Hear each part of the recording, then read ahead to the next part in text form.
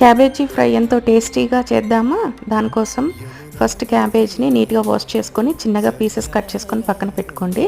ఇప్పుడు stove on చేసుకొని దానిపైన కడాయి పెట్టుకొని ఒక 2 స్పూన్స్ ఆయిల్ యాడ్ చేసుకోవాలి.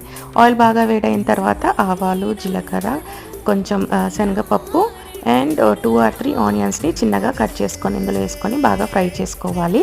ఇవి ఫ్రై అవుతుండగానే కొద్దిగా సాల్ట్ అండ్ డ్రై చిల్లీస్ కూడా యాడ్ చేసుకొని బాగా ఫ్రై చేసుకున్న తర్వాత మనం కట్ చేసుకొని పెట్టుకున్న క్యాబేజీ పీసెస్ని ఇందులో యాడ్ చేసుకోవాలి.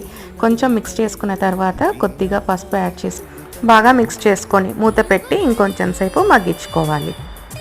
మధ్య మధ్యలో ఇలా మూత తీసి 2-3 సార్లు కలుపుకున్న తర్వాత మళ్ళీ మూత పెట్టి ఒక 10 minutes వరకు లో ఫ్లేమ్ పైన ఉడికించుకోవాలి. ఇప్పుడు మూత తీసి చూస్తే క్యాబేజీ ఆల్మోస్ట్ కుక్ అయిపోయింది. ఇందులో రుచికి సరిపడా సాల్ట్, కారం, ధనియా పౌడర్ యాడ్ చేసి మిక్స్ చేసుకొని కలుపుకుంటే ఫ్రై రెడీ.